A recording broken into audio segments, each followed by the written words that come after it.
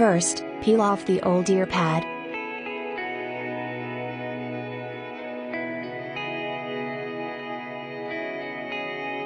Second, insert the new earpad's rubber lip into the groove.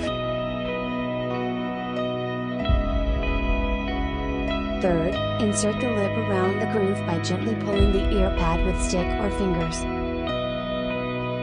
Fourth, twist the earpad until the best fit.